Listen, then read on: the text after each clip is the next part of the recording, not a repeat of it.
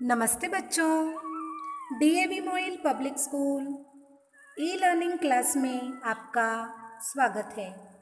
मैं आपकी हिंदी विषय अध्यापिका अंजलि राघुर्ते। प्यारे बच्चों, आज मैं आपको कक्षा 5वीं में श्रवण कौशल के अंतर्गत एक रोचक और प्रेरणादायी कहानी सुनाने जा रही हूँ। इस कहानी का नाम है मेल की शक्ति। आपको कहानी का श्रवण एकाग्रता से करना है और पूछे गए सवालों के जवाब देने हैं। तो आइए बढ़ते हैं कहानी की ओर। माता दीन नाम का एक आदमी था जिसके 5 पुत्र थे। शिवराम, शिवदास, शिवलाल, शिव सहाय और शिव पूजन। ये पांचों लड़के परस्पर झगड़ा किया करते थे।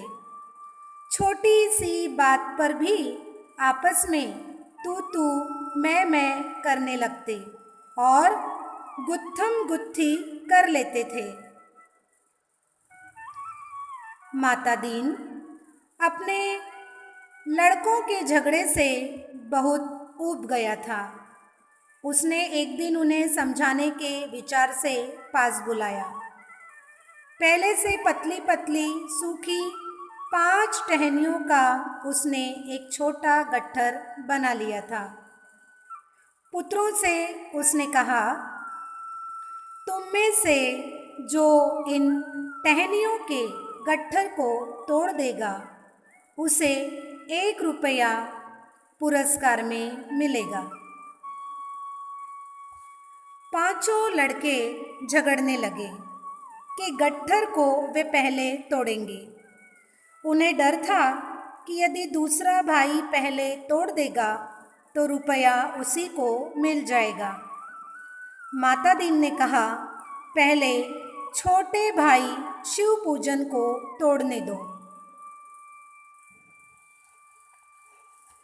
शिव पूजन ने गट्ठर उठा लिया और जोर लगाने लगा।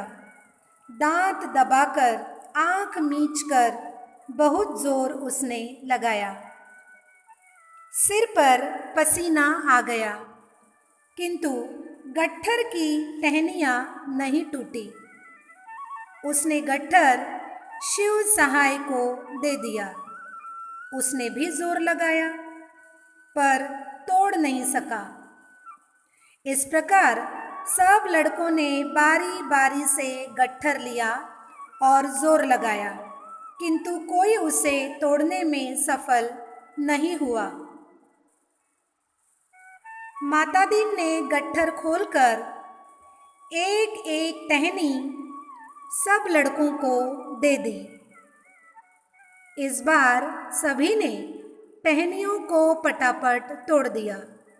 अब माता दीन बोला, देखा, ये टहनियाँ जब तक एक साथ थी तुम में से कोई उन्हें तोड़ नहीं सका, और जब ये अलग अलग हो गई तो तुमने सरलता से सबको तोड़ डाला।